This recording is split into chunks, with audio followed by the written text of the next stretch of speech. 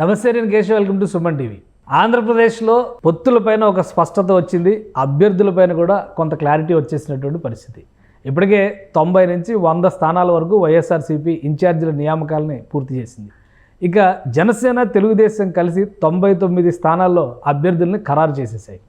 So ఈ equations AP పాలిటిక్స్లో ఎలా పనిచేస్తున్నాయి, ఎవరికి ఎక్కడ పట్టు దక్కుతుంది, ఎవరు ఎక్కడ విఫలం అయ్యేటువంటి పరిస్థితులు ఉన్నాయి, ఈ అంశాలపైన విశ్లేషణ చూద్దాం. మనతో పాటు ఉన్నారు ఆంధ్ర మేధావుల ఫోరం వ్యవస్థాపక అధ్యక్షులు చలసాని శ్రీనివాస్ గారు. Ready to move in premium triplex villas at Kollur APR projects. Srinivas గారు నమస్కారం. నమస్కారం, అందరూ నమస్కారం. ఇప్పుడు బీజేపీ కలవడం వలన ఓట్ షేర్ కానీ సీట్లు కానీ లూజ్ అవుతాయి అనేటువంటి అభిప్రాయం ఉన్నటువంటి పరిస్థితి. మీ అంచనా ప్రకారం అసలు బీజేపీ కలుస్తుందా? ఇప్పటివరకు ఉన్నటువంటి రిపోర్ట్స్ అంటే నియోజకవర్గాల వారీగా మీరు ఆఫీసులు ఓపెన్ చేయండి, మీ క్యాండిడేట్స్ లిస్ట్ ఇవ్వండి, ఎవరెవరు ఆప్షన్స్ ఉన్నారో 3 ప్రాబబుల్స్తో ఒక లిస్ట్ పంపించండి, ఇవన్నీ కూడా కేంద్ర పార్టీ చేస్తుంది, బీజేపీ కేంద్ర పార్టీ. ఇక్కడేమో పొత్తులు కన్ఫర్మ్ అనేటువంటి వాదన తెలుగుదేశంలో కానీ, తెలుగుదేశం కంటే జనసేన ఇంకా ఎక్కువ బలంగా చెప్తుంది. సో అసలు పొత్తు ఉండే అవకాశం ఉందా? చంద్రబాబు నాయుడు గారు నిన్న అభ్యర్థులతో మాట్లాడితే చెప్పిన సమాచారం, బయటకు వచ్చిన సమాచారం ప్రకారం కూడా కొన్ని సీట్లు రాజమండ్రి కొన్ని సీట్లు పెట్టామని మాట్లాడారు. ఆ సీట్లు కూడా మీకు తెలిసే ఉంటుంది, మనం మాట్లాడుకున్నాం. కొత్తపల్లి గీతా గారు అరకులో ఎంపీ సీట్ నుంచి, రాజమండ్రి దగ్గుబాటి పురంధేశ్వర్ గారు ఆఖరి బాల్ వరకు ఆడతానని చెప్పి ఆంధ్రప్రదేశ్ని అడ్డంగా ముంచేసిన నల్లారి కిరణ్ కుమార్ రెడ్డి గారు రాజంపేట సీట్ నుంచి, మహారాష్ట్ర నుంచి ఇక్కడికి వచ్చి స్థిరమైన మహారాష్ట్రకు సంబంధించిన కుటుంబాలకు చెందిన మహారాష్ట్ర ఆయన ఇక్కడ వచ్చి స్థిరపడ్డారు వాళ్ళ కుటుంబాల వారు. ఆయన సత్య గారని వారు వ్యక్తిగతంగా మంచిగారని చెప్తారని, ఆయన మన వెంకయ్యనాయుడు గారు పిఈగా పనిచేశారు దాదాపు 20 years. ఆయన ఒక సీటు. 5వ సీటు కోసం ఉత్తరప్రదేశ్ నుంచి పార్లమెంట్కి ప్రాతినిధ్యం వహించిన జీవీఎల్ నరసింహరావు గారు, ఆయన విశాఖపట్నంలో ఆయన అదృష్టాన్ని పరిశీలించడానికి ఒక అక్కడ టోపీ విశాఖ సీట్ ఆయనకి ఇస్తారంటారా? ఆయనకి ఇస్తే మాలాంటి వాళ్ళకి అక్కర్లా, ఎవరు నిలబడినా ఆయన ఓడిచ్చేస్తారండి. అసలు నెగ్గే సమస్య లేదు, రాసుకోండి.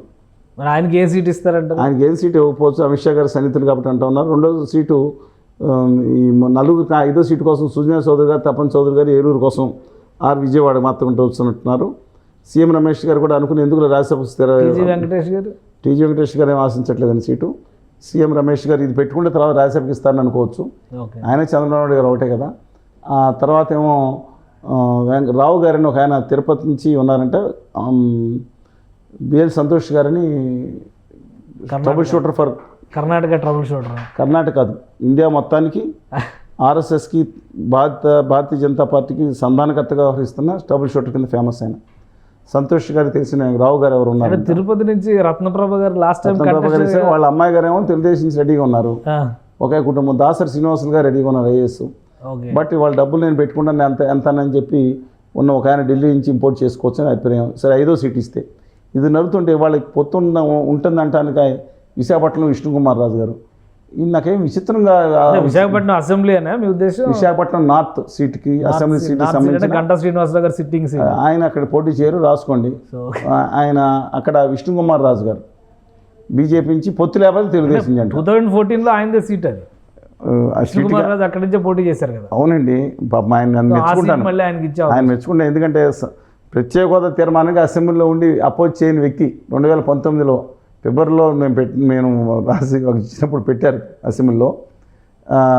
ఆయన మెచ్చుకోవాలి. అంతవరకు వస్తే బీజేపీ లేదా తెలుగుదేశం సీట్ అంట ఫైట్ సీట్. రఘురామకృష్ణరాజు గారు ఇంకా విచిత్రం, నర్సాపురం పార్లమెంట్ సీటు. ఆయన గొప్పతనం, ఈ పార్టీల దౌర్భాగ్యం నాకు తెలియదు. ఆయన గొప్పతనం ఏముంటుంది? ఏ సీట్ అయితే ఆయన ఏ పార్టీ అయితే సీట్ నాది అంటున్నారు. వీళ్ళందరూ ఒబీడియంట్గా సీటు మాత్రం గ్యారంటీ అయింది. మరి ఈ పార్టీలు అందరూ ఒబీడియంట్గా తలకాయ ఉంచి ఆయన చెప్పిందాన్ని చూసేసి తప్పకుండా పార్టీ నుంచి స్థితికి వచ్చినట్టున్నారు. అలాగే కామినేని శ్రీనివాస్ గారని కైకలూరు సీటు. తర్వాత ఈ సీట్లో ఈయన చీప్ లిక్కర్ తక్కువకి ఇప్పిస్తానన్నాను కదా. చీప్ లిక్కర్ అంటే సారాయే కదండి, ఆయన పేరు చెప్పగానే మెడ గుర్తుకొస్తుంది సారాయ్ అనగానే. ఆయన చీప్ లిక్కర్ కోసం లేదా చిక్కర్ రేట్లు తగ్గించాలని ఎప్పటి నుంచో 10 సంవత్సరాలు 50 రూపాయలకి ఇప్పిస్తా అంటున్నారు ఆయన. 50 రూపాయలకి ఇప్పించిన ఇంతకుముందే ఆ రాష్ట్రంలో అక్కడంతా లిక్కర్ రేట్లు ఎక్కువనాయని చెప్పి గట్టిగా ఉద్యమం చేసిన ఆయన చాలా చోట్ల. ఆయన దానికోసం కానీ అలాగే అసెంబ్లీ కంటెస్ట్ చేస్తారు. ఈ పిల్లి తగ్గు తీసుకుంటా అనుకుని కూర్చున్నట్టున్నారని. రాజమండ్రి రూరల్లో వీళ్ళిద్దరు కొట్టుకుంటే వద్దాం అనుకుని బస్ వీళ్ళిద్దరు వీళ్ళు 2 చోట్ల సెటిల్ అయినట్టున్నారు. ఆయన మాణిక్యాలరావు గారి సీట్ ఉంది కదా తాడేపల్లిగూడలో బొలిశెట్టి సత్యన్ గారు, బొలిశెట్టి శ్రీనివాస్ గారు, శ్రీనివాస్ గారు ఆయన నిలబడుతున్నారు. సరే మనం చూసుకున్నాం అది జనసేన సీట్లు. అలాగా తాడేపల్లిగూడ ఆయన తీసుకుంటారా లేకపోతే బొలిశెట్టి గారు సీట్ లేదనేది తర్వాత తెలుస్తుంది.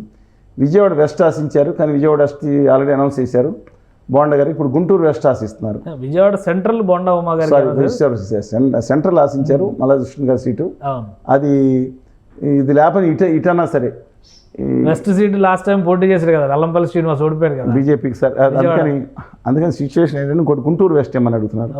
అక్కడ నాని గారు ఇంకో చాలా మంది ఆ సీటు కోసం వెయిట్ చేస్తున్నారు. ఈ మొత్తం నేపథ్యంలో చూసుకుంటే బీజేపీ మాత్రం వెయిటింగ్ లిస్ట్లో పెట్టారు. అంటే ఒక క్లారిటీ ఉంది, బీజేపీ లిస్ట్ ప్రిపేర్ అయింది, ఆర్ఎస్ఎస్ వ్యతిరేకిస్తుంది, తెలుగుదేశం క్యాడర్ వ్యతిరేకిస్తున్నారు. కానీ దురదృష్టం ఏంటంటే కళ్యాణ్ బాబు గారే విచిత్రం ఉన్నారు. సో అంటే పొత్తులోకి రాకుండా ఉండడానికి 3% వ్యతిరేకత ఉంటే 1% మాత్రం పాజిటివ్ ఉందంటారు. మీకు మీరు చూసుంటారు కదా,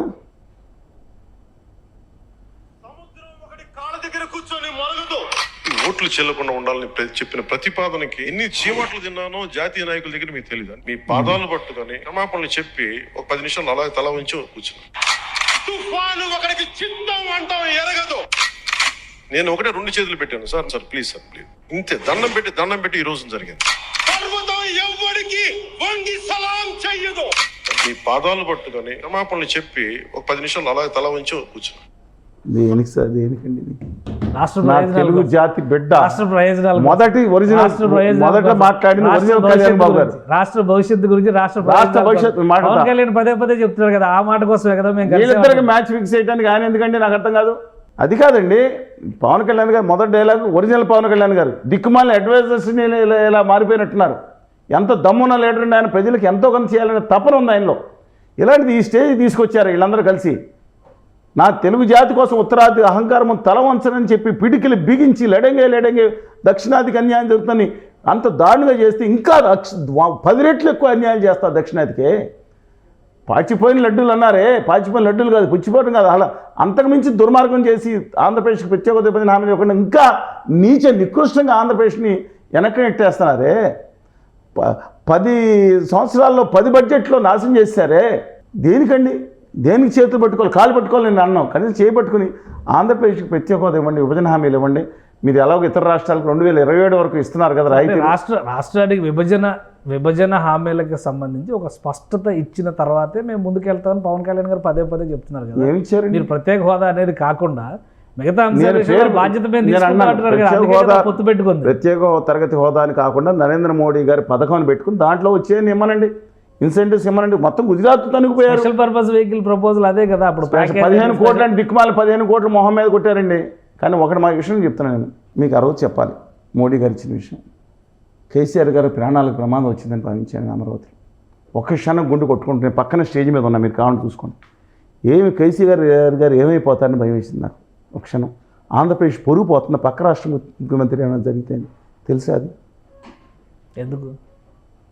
గౌరవ ప్రధానమంత్రి ఆంధ్రప్రదేశ్కి వచ్చి పెడుతున్న మట్టి తీసుకొచ్చి మొహాన్ని కొట్టిపోయారు.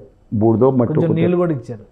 కాదు, అంతవరకు మట్టి మేము తీసుకెళ్ళి, ఆ మట్టిని కాదు ఏదో మట్టి ఎక్కడ పెట్టా తీసుకెళ్ళి నేను అనిలు రామకృష్ణ గారు మేము అందరం తీసుకెళ్ళి ఇండియా గేట్ దగ్గర సమర్పయాని అని చెప్పి అన్ని ప్యాకెట్లో వచ్చి పిఎం ఆఫీసులు చేసాం. మీరు ఢిల్లీ వెళ్ళిన అందరికీ తెలుస్తుంది, అక్కడ యమునా నది నీళ్లు ఉన్నాయి సరే విషతుల్యమని, తాగితే చచ్చిపోయే నీళ్ళు అంట, అత్యంత జబ్బులు వస్తాయంట, నొరగలు కక్కుతూ ఉంటుందండి. అది చాలా దారుణమైన విషయం లాంటిదంట నీళ్ళు. ఈయన యమునా నది నీళ్ళు తీసుకొచ్చాను, ఆ పెడత తీసుకొచ్చినప్పుడు మూతేస్తుంది, భయపడితే. మీరు దిగువ యమున చూశారు, ఎగువ యమున చాలా ఫ్రెష్గా ఉంటుంది. అక్కడి నుంచి కాదు, ఢిల్లీ గంగానది బట్టి రావచ్చు కదండి. హిందూ ధర్మం ప్రకారం గంగానది పవిత్రమైంది అంటారు కదా. దాంట్లో సబ్ రివర్ పక్కన పెట్టండి, గోదావరి మా జలాలు మాకు ఉన్నాయి కదా, అది కాదు. యమునా నదే ఢిల్లీ నుంచి పట్టుకొచ్చా, దూరం వెళ్ళలేదని. ఆ నీళ్ళలో ఏముందో, ఆ పక్కన గవర్నర్ గారు ఉన్నారు, ఓ పక్కన ఈయనున్నారు. ఆయన వెంకయ్యనాయుడు గారి మీద వెంకయ్యనాయుడు గారి మీద అసలే కసిలో ఉన్నారు, మోడీ గారు, షా గారు. వీళ్ళందరూ పోతే సర్వసంగతే. అవతల కేసీఆర్ గారు తెలంగాణ ముఖ్యమంత్రిని పిలిచామే, ఈ నీళ్లు పొరపాటున 2 చుక్కలు వేస్తే చెంచా వేస్తే ఏమైపోతారని గుండు కొట్టుకుందండి నాకు. వెంకటేశ్వర స్వామి గారిని మా అందరికీ వెంకటేశ్వర స్వామి దేవుడు ప్రార్థించాను, కరుణించాడా, మూత తీయలేదు. తీసుంటే ఏమైపోతుంది అనుకుని బూడిద కొట్టి అది దిక్కుమాలని నీళ్లు కొడితే అంతకుమించి ఆంధ్రప్రదేశ్కి ఏమి ఇచ్చారండి? కానీ ఇప్పుడు పొత్తుల విషయంలోకి వస్తే 3 పార్టీలు కలుస్తాయి అని చాలా స్పష్టంగా చెప్తారు. 90% కలవడానికి అవకాశం ఆర్ఎస్ఎస్ ఒప్పుకోవట్లేదు, తెలుగుదేశం క్యాడర్ అంతగానో ఒప్పుకోవట్లేదు. మీరు కళ్యాణ్ గారి దాకా అడిగాను కదా, ఆంధ్రప్రదేశ్ హక్కుల కోసం అడిగితే బాగుంటుందని. నేను ఒకటి అడుగుతున్నాను, అవతల వాళ్ళు బీజేపీ వాళ్ళు వద్దన్నారు, చిచ్చి పో పో పో ఆ టీడీపీ అన్నారు కదా, కాలు పట్టుకునే పరిస్థితి వచ్చిందంటే వాళ్ళ దరిద్రం వద్దనుకున్నారు కదా, నిజమే కదా. ఈ టీడీపీ క్యాడర్ని అనుకోండి 99% మంది చిచ్చి ఆ దరిద్రం వద్దు, చంద్రబాబు నాయుడు గారి చేసిన ఇంత దరిద్రం మాకు వద్దు, ఇంత ఆంధ్రప్రదేశ్ సర్వనాశనం చేసిన నీచి నిక్కొష్టని బ్యాచ్ వీళ్ళు అనుకున్నారు కదా. రేపొద్దున వీళ్ళిద్దరు కౌగులింత ఏర్పాటు చేస్తే కత్తులు పెట్టుకుని వాళ్ళు కడుపులో కత్తులు పెట్టుకుని శోభం చేసుకుంటే కదండి, ఏంటండి ఇది? మీ అభిప్రాయం ఏంటి? ఇప్పుడు ఆల్రెడీ 99 సీట్లు అనౌన్స్మెంట్ అయిపోయింది, రేపు మిగతా 76 సీట్ల లెక్క కూడా క్లారిటీ వచ్చేస్తుంది. ఓవరాల్గా ఎవరికి ఎడ్జ్ ఉందని చెప్తారు మీరు? క్రితంసారి చెప్పాను, ఈసారి కూడా చెప్తున్నాను, తెలుగుదేశం జనసేన పార్టీకి ఎడ్జ్ ఉందండి. నేను ఇంత వ్యతిరేకత ఉందని చెప్తున్నా కానీ కాదు బీజేపీ వ్యతిరేకత ఉన్నా సరే మేము ఖచ్చితంగా ఇవాళ యాజ్ అండ్ ఉంటుంది, అది ఇంకా ప్రజల్లోకి వెళ్ళాల్సి ఉంటుంది. ఖచ్చితంగా ఎడ్జ్ ఉన్నమాట వాస్తవం. అంటే వీ హ్యావ్ టు మనకి ఈ 40 రోజుల్లో ఏ మ్యాజిక్ అయినా జరగవచ్చు. ఎందుకంటే జగన్మోహన్ రెడ్డి గారు ప్లేయింగ్ కార్డ్స్ క్లోజ్ ఇచ్చేస్తే ఇవాళ ఆయన మేనిఫెస్టో తెలియదు ఏంటో మీకు. ఆయన క్యాండిడేట్స్ కూడా నియోజకవర్గం అని అనౌన్స్ చేశారు, వీళ్ళ క్యాండిడేట్స్ తర్వాత ఆయన అనౌన్స్ చేస్తారనుకోండి, ఏం గేమ్ ఆడుతున్నారో తెలియదు. ముందర ఉత్తర భారతీయ జనతా పార్టీ ఏ గేమ్ ఆడుతుందో తెలియదు. ఒకవేళ ఉత్తర భారతీయ జనతా పార్టీ ఇండిపెండెంట్ పోటీ చేస్తే అది తెలుగుదేశం అండ్ జనసేన ఎత్తి మీద పాలు పోసినట్టు. నేను చెప్తున్నాను, రాసుకోండి. వాళ్ళు కానీ వామపక్షాలు కానీ కలిసి పోటీ చేస్తే అనుకోండి 120 సీట్లు. వామపక్షాలు ఎందుకు కలిసి పోటీ చేస్తే? వామపక్షాలు కాంగ్రెస్తో కలవడానికి రెడీగా ఉన్నాయి, ఆల్రెడీ ఒక అండర్స్టాండింగ్. కాదు, ఇండియా కూటమితో. దేనికండి ఇండియా కూటమి? కాంగ్రెస్ వీళ్ళంతా కలిసి. షర్మిల గారు వైఎస్ఆర్ తెలంగాణ పార్టీ అధ్యక్షురాలుగా మొన్నటి వరకు ఉండి ఆంధ్రప్రదేశ్కి నాకు సంబంధం లేదని చెప్పి అక్కడ నానా హింసల పాలు గురి చేస్తుంటే, మహిళల మీద దారుణాలు జరుగుతుంటే, ఎస్సీలని చంపేసి డోర్ డెలివరీ చేస్తుంటే నాకు వాళ్ళకి సంబంధమే లేదనుకునే ఉద్దేశంతో అసలు మాట్లాడకుండా ఆ రాష్ట్రానికి మాకు సంబంధం ఏంటి అబ్బా అని కొన్నిసార్లు మాట్లాడిన వారి గురించేనా మీరు మాట్లాడేది? ఇప్పుడు రాజకీయాల్లో సహజం కదా. ఏంటి సహజం అండి? ఎప్పుడో కాంగ్రెస్లో నాకు తెలుగు జాతి ఒకటి అనుకున్నాను, నాకు లేదు. నేను తెలుగు జాతి కావాలనుకున్నాను. మా ఊరిలో భద్రాచలంలో ఎల్కాం పెట్టినా, ఇప్పుడు నాకు ఆదిలాబాద్లో పెట్టాను. నాకు తెలుగు జాతి మొత్తం కావాలనుకుంటాను. నేను ఎప్పుడు ఒకదాన్ని వద్దనుకోనండి. ఇప్పుడు ఆంధ్రప్రదేశ్ రాష్ట్ర ప్రయోజనాల కోసం ప్రత్యేక హోదా దగ్గర నుంచి మొదటి సంతకం ప్రత్యేక హోదా పైన మేము పెడతాం అధికారంలోకి వస్తే కాంగ్రెస్ పార్టీని అనౌన్స్ చేస్తుంది కదా. సో ఆ కాంగ్రెస్ పార్టీ తరఫున షర్మిల రాజకీయం చేస్తున్నటువంటి నేపథ్యంలో వామపక్షాలు కలిస్తే దాని ప్రభావం ఎంత ఉంటుంది? షర్మిల గారు ఒక విధంగా ఆవిడ అంత ధైర్యంతో నిలబడి పాదయాత్ర చేసి 2 పాదయాత్ర చేసి అనేక అవమానాలు, దాన్ని ఎంటైర్లీ ఒక మహిళ కాపని దాన్ని మెచ్చుకోవాలండి, ఆత్మస్థైర్యానికి. కానీ అసలు ఆంధ్రప్రదేశ్లో హోదా విభజన హామీలు ఊపిరి పెట్టి నిలబెడితే కనీసం నేనే ఆవిడే ఉద్యమం పుట్టినట్టే మొదలుపెట్టేసి ఆవిడ ఢిల్లీలో మేము అందరూ కలిసి చేస్తుంటే టెకేల్ మళ్ళీ దిగిపోయి ఫ్లైట్లో దిగి 30 మంది వేసుకుని నేనే ఉద్యమం చేస్తానని మాట్లాడితే మొత్తం తీసుకోమనండి. రాష్ట్ర ప్రయోజనం రాజకీయాలు చేశారు. ఇక్కడ ఎవరు రాజకీయాలు చేశారు? వైఎస్ఆర్ కాంగ్రెస్ పార్టీ రాజకీయం చేసింది, నాశనం చేసింది. తెలుగుదేశం రాజకీయం చేసింది, ఆఖరిలో వచ్చి యూటర్న్ అని మళ్ళీ రాజకీయం చేయడానికి వస్తాను. నిజాయితీగా ఫైట్ చేయమనండి. నేను అడుగుతున్నాను, నిజాయితీ ఫైట్ చేస్తే రెస్పెక్ట్ ఇన్ సర్టన్ ఆస్పెక్ట్స్. ఇవాళ ఆకాశంలో మబ్బుల్లో వర్షం వస్తుందని ముంత పగల కొట్టుకున్నారంటే ఎవరు? నేను అడుగుతున్నాను, సరే అది న్యాయం చేస్తారు. రాహుల్ గాంధీ గారి కళ్ళలో కాంగ్రెస్ పార్టీ మొదటి నుంచి కాదు, ఆంధ్రప్రదేశ్ ఎవరిని నమ్మి మోసపోయింది? కాంగ్రెస్ పార్టీని నమ్మి మోసపోయింది. 2019 ఎన్నికలకు 2014లో ఎవరు మోసం చేశారు? ఫిబ్రవరి 20, సరిగ్గా 10 సంవత్సరాలు. 14 తర్వాత చరిత్ర మారింది కాబట్టి కదా 19లో ఒక నిర్ణయం తీసుకున్నాం, మొదటి సంతకం మేమే పెడతాం, ప్రత్యేక హోదానే. ఎప్పుడు నమ్ముతారు తెలుసా? ఇవాళ వరకు తెలంగాణలో చాలామంది ఉన్నారు. ముఖ్యమంత్రిగా ఉన్నాడు, ఆయన పోయాడు, ఎన్నాళ్ళు బట్టి ద్వేషంగా పోయాడు. ఆంధ్రప్రదేశ్కి అన్యాయం చేశామని నమ్ముతున్న కాంగ్రెస్ పార్టీ అధికారంలోకి వచ్చింది. ఉమ్మడి ఆస్తులు 77,000 కోట్లు ఎంత ఉన్నాయి కదా ఇవ్వాల్సినవి. ఆ 77,000 కోట్లు 4-5,000 కోట్లు పోనేవండి, తెలంగాణకి ఎక్కువ వచ్చిన వాళ్ళు. అది తీసుకొస్తే అప్పుడు నమ్ముతారు. ఇప్పుడు తెలంగాణలో అధికారంలో ఉంది ఎవరు తీసుకురావాలి? ఏ పార్టీ అధికారంలో ఉంది? కాంగ్రెస్ పార్టీ అధికారంలో ఉన్నాయి కానీ ఎవరు తీసుకురావాలి? మోసం చేసింది ఎవరండి? మోసం చేసింది ఎవరు? చంద్రబాబు. కేంద్రం కాదు, కేంద్రంలో అధికారంలో ఉంటే కాంగ్రెస్ పార్టీ చేయదండి. తెలంగాణ ప్రభుత్వం తెలంగాణ హక్కుల కోసం మాత్రమే కొట్లాడింది. తెలంగాణ ప్రభుత్వం తెలంగాణ ఇండియాలో లేదా? ఆంధ్రప్రదేశ్ ఇండియాలో లేదా? కాదు. కాంగ్రెస్ ఉన్నా, బీజేపీ ఉన్నా, బీఆర్ఎస్ ఉన్నా, ఎవరు జాతీయ పార్టీ ప్రాంతీయ పార్టీ? అదే అందుకే చెప్తుంది. నేను చెప్తున్నా, జాతీయ పార్టీ. కేసీఆర్ గారు ప్రాంతీయవాదిగా ముద్ర వేసుకున్నారు, ఆయన ఫైట్ చేస్తారు. జాతీయ పార్టీ అనేది జాతీయ లక్షణాలు ఉండాలి, లేకపోతే పార్టీ పెట్టుకుని సో అంటే ఇప్పుడు మీరు అన్నదాని ప్రకారం ఆంధ్రప్రదేశ్ ఎన్నికల్లో కాంగ్రెస్ పార్టీకి ఓటు అడిగే హక్కు ఉందా లేదా? కాంగ్రెస్ పార్టీతో వామపక్షాలు కలిస్తే ప్రజలు ఒప్పుకుంటారా లేదా? ఇండియా కూటమి ప్రకారం ఉన్న ఆంధ్రప్రదేశ్లో కాంగ్రెస్ పార్టీ నమ్మాలంటే, చెప్తున్నాను నేను, నమ్మాలంటే ఖచ్చితంగా ఆంధ్రప్రదేశ్కి అన్యాయం చేశామని బాధ రాహుల్ గాంధీ గారి కళలు నిజాయితీగా కనపడింది. ఆయన సభలో మీ ఇద్దరు ఢిల్లీలో పాల్గొన్నప్పుడు లేదా భారత్ జోడో యాత్రకి వెళ్ళి నేను కలిసి వచ్చినప్పుడు, మంత్రాల దగ్గర కలిసి వచ్చినప్పుడు డెఫినెట్గా ఆయన ప్రామిస్ చేశారు. అలాంటి వాళ్ళు నిజంగా నేను చెప్తున్నాను, అప్రిషియేట్. కానీ ఇవాళ చేతిలో ఒక రాష్ట్రం, జాతీయ పార్టీకి ఒక రాజకీయాలు ఉంటాయండి. ఆ పార్టీ గురించి పనిచేయదు. మీరు దయచేసి మాట్లాడద్దు. ఓన్లీ కాంగ్రెస్ పార్టీ కేరళ ఎక్కితే కేరళ దేశం కాదండి. దానికి ప్రాంతీయ పార్టీలకి ఆ యాంగిల్ ఉంటుంది. జాతీయ పార్టీ పైగా వాళ్ళ చేతుల్లో మోసపోయింది కదా.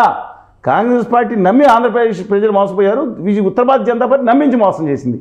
సరే, ఇవాళ పైన ఉన్న ఖచ్చితంగా వాళ్ళు ఇస్తారు. మబ్బుల్లో ఉంది, ఎప్పటికప్పుడు కాంగ్రెస్ పార్టీ వస్తే ఇస్తుంది, అది వర్షం పడుతుంది. చేతిలో ఉన్న ముంతను పగల కొట్టుకుంటుంది. ఎందుకంటే వాళ్ళు తెలంగాణలో 75,000 కోట్లు, 5,000 కోట్లు తెలంగాణకి. తెలంగాణలో ఉన్న ఆస్తులు పంపకం మొదలు కూడా తెలంగాణలో ఉన్న అధికారం కూడా రేపు పోతుంది. కాబట్టి కాంగ్రెస్ సిద్ధాంతం అంటే మీరు కాంగ్రెస్ పార్టీ కాదు కదా.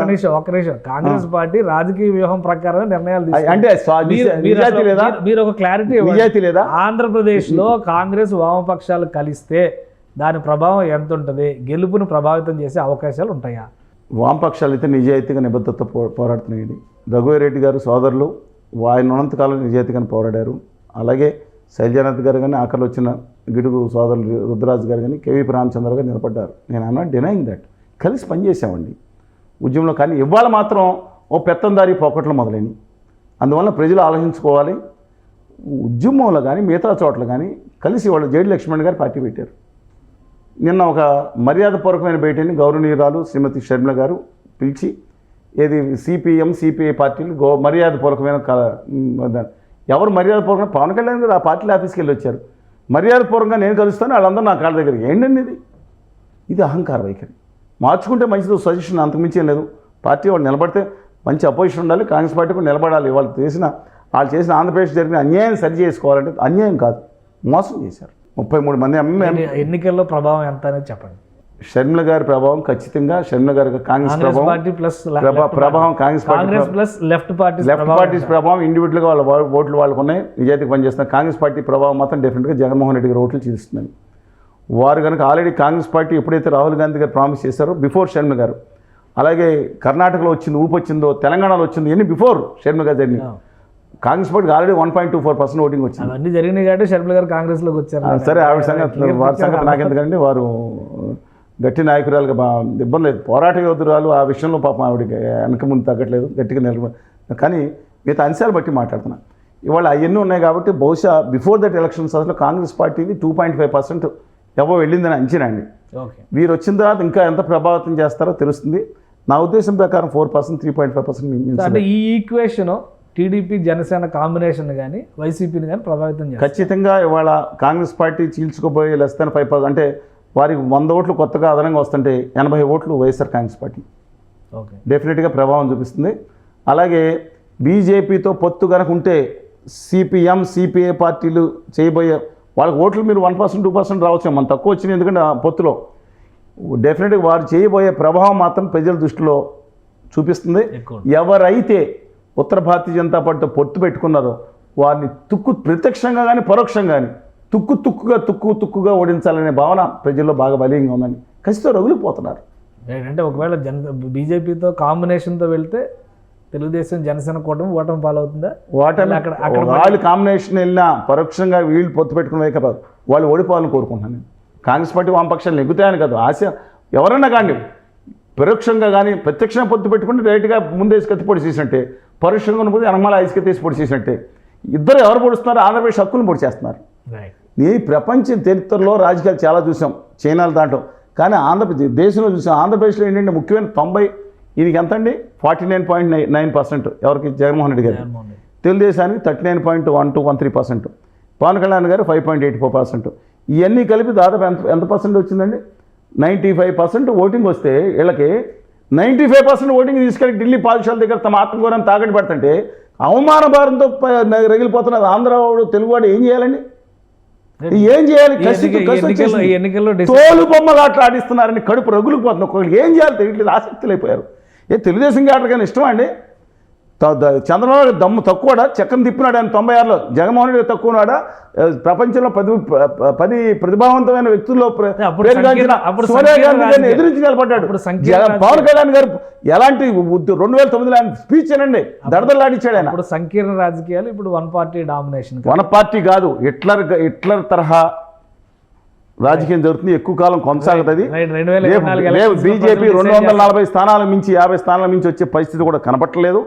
యాజ్ అండ్ రేట్ తర్వాత మారొచ్చు రాజకీయాలు డైనమిక్గా. అంటే మెజారిటీ వాళ్ళు 400 టార్గెట్ పెట్టారు, 370 వస్తాయి అన్నారు. లేదండి, వాళ్ళ ఫ్యాన్స్ మాట్లాడారు. బత్తాయిల ఫ్యాక్టరీ అని తర్వాత వాట్సాప్ యూనివర్సిటీలు తయారు చేసి 542 అంటే 400 కాదు 620 వస్తాను. కాదే బాబు, ఉన్న సీట్లు 500. మీరు ద్రోహి, మీరు పాకిస్తాన్ నుంచి లేదు ఇది మాట్లాడుతున్నారు. కాదే బాబు, ఉంది 540 ఇంట్లేదండి. వాళ్ళ ఉద్దేశం వాళ్ళు చేస్తారు. ప్రజలు మానసికంగా కేంద్రంలో మెజారిటీ తగ్గుద్ది అంటారా? క్వశ్చనే లేదు, నేను చెప్తున్నాను. నేను దయచేసి వినాలి ప్రతిది కూడా. ఒకసారి నేను విభేదించే వాళ్ళు విభేదించవచ్చు. ఉత్తరప్రదేశ్లో ప్రపంచ చరిత్రలో ఉద్యోగాల విషయంలో 48 లక్షల జాబ్ కార్డులు అంటే అప్లికేషన్ కార్డు ఇష్యూ చేసింది. ఈ ప్రపంచ చరిత్రలో ఒకేసారి ఎగ్జామ్ జరుగుతుంది. అనేక దేశాల జనాభా కంటే ఎక్కువ అండి. ఉత్తరప్రదేశ్లో 60,000 పోస్టులకి కానిస్టేబుల్ జరుగుతుంది. దాంట్లో పేపర్ లీక్ అయ్యారని వార్తలు వస్తున్నాయి. కడుపు రగులిపోయింది. రెండోది, ఎవరు ఊహించినట్టు కాంగ్రెస్ పార్టీ సమాజ్వాదీ పార్టీ 2 అగ్రిమెంట్కి వచ్చినాయి. ఆప్ కాంగ్రెస్ కూడా ఎక్సెప్ట్ పంజాబ్, మిగతా అన్ని చోట్ల ఢిల్లీలో 7 సీట్లు బీజేపీ నెగ్గుతుంది, 70 సీట్లకి 67 సీట్లు ఆప్ నెగ్గుతుంది. రోజులు మారుతాయి. ఇవాళ ఇవన్నీ కూడా బీహార్లో నితీష్ కుమార్ గారి ప్రభావం తగ్గుతుంది. రాజస్థాన్, మధ్యప్రదేశ్లో ఒక్కొక్క సీట్ తప్పితే కాంగ్రెస్కి లేవు. ఎంతకుముందు అధికారంలోకి వచ్చినా లేవు, ఇవాళ తగ్గుతుంది. కర్ణాటకలో 25 ప్లస్ సుమలత గారు, మన తెలుగు యాక్ట్రెస్ ఆవిడ, అమరీష్ గారి మిసెస్, 26 సీట్ల తగ్గుతుంది. ఇవాళ ఇవన్నీ తగ్గుతున్నాయి కాబట్టి కర్పూరి ఠాకూర్ గారికి అవార్డు ఇచ్చారు. ఆయనకి చౌదరి చరణ్ సింగ్ గారికి ఇచ్చి వాళ్ళ మనవాడిని జయంత్ చౌదరిని రా రా రా ఆయన అంటున్నారు. అపరాధాలకి వాళ్ళు ఆడుకున్నారు, అక్కడాలు తీసుకొస్తున్నారు. చంద్రబాబు నాయుడు గారి కాళ్ళ దగ్గరికి వచ్చే సిచ్యువేషన్ వీళ్ళేమని అనుకోండి, కళ్యాణ్ గారు గౌరీలు ఏమైనా మాట్లాడిన కానీ ఈ సిచ్యువేషన్ జేడీ మన జనతాదళ సెక్యూరిటీ దేవగౌడ గారి పార్టీని లాక్కుంటున్నారు. శివసేన అడ్డంగా నిలిచారు. నిజంగా 370 తెలిసేదంటే ఈ అన్ని సిస్టమ్స్ ఎందుకు చేస్తారండి? కేవలం ప్రజల్ని మేము రామ మందిని కట్టాం, 370 వచ్చేది 400 ఈవీఎంలు ఉన్నాయి వాళ్ళ దగ్గర. 370 తీసేశారు కాబట్టి 370 సీట్స్ వస్తాయని ఎస్టిమేషన్ వేసుకున్నారు. అవునండి, ఒక మాట చెప్పండి, మీరు ఉద్యోగాలు ఏమి ఇచ్చారంటే 370 2 కోట్ల చొప్పున 10 ఏళ్ళ 20 కోట్ల ఉద్యోగం 370 తీసాం. మీరు 15 లక్షల కోట్లు ధనం బయటికి వెళ్ళింది కదా, 15 లక్షలు ప్రతి అకౌంట్లో వేసారంటే మేము రామాందని కట్టాం. అది కాదు, మీరు మేక్ ఇన్ భారత్ అని అన్నారు కదా, చైనా దిగుమతులు తగ్గిపోతున్నారు కదా, మీ 10 ఏళ్ళలో చైనా దిగుమతులు 3 లక్షల కోట్లు పెరిగినాయి అక్కడి నుంచి అంటే వీళ్ళు అంటారు మేము ఇంకో కోటి తీసుకొస్తున్నాం. ప్రజలకు ఏం చేశారో చెప్పండి అంటే నేనేమో ద్వారకాలో దిగి నేను పూజ చేశాను. సంతోషం, ఒక హిందూగా సంతోషం. ప్రజలకు ఏం చేసి చెప్పంటే భావోద్వేగాలు రెచ్చగొడతాం, కులాలు మతాల మీద చేయటం ఏమని చేయమండి ఇది. Right, thank you Chalasani Srinivas గారు మీ అభిప్రాయం తెలియజేసినందుకు. ఇది చలసాని శ్రీనివాస్ గారి అభిప్రాయం. గ్రౌండ్ రిపోర్ట్ పరంగా చూస్తే ఆంధ్రప్రదేశ్లో జరుగుతున్నటువంటి ఈక్వేషన్స్లో జనసేన టీడీపీ కూటమికి ఎడ్జ్ ఉంది. అయితే బీజేపీ చేరిక పైన ఆ ఎడ్జ్ ఎంత అనేటువంటి అంశం ప్రభావితం అయ్యేటువంటి ఛాన్సెస్ ఉంటాయని చెప్తున్నారు. మరోవైపు కాంగ్రెస్ లెఫ్ట్ పార్టీస్ ఎంత పోరాడినా కానీ డిసైడింగ్ ఫ్యాక్టర్గా 5% లోపే వాళ్ళ ఓట్ షేర్ ఉండేటువంటి అవకాశం ఉంటుందని చలసాని శ్రీనివాస్ గారు చెప్తున్నారు. కేంద్రంలో కూడా బీజేపీ చెబుతున్నట్టుగా 370 సీట్లు రావడం అనేది కల్లా అనేది ఆయనకు ఉన్నటువంటి రిపోర్ట్. ఇది స్పెషల్ డిస్కషన్. Keep watching.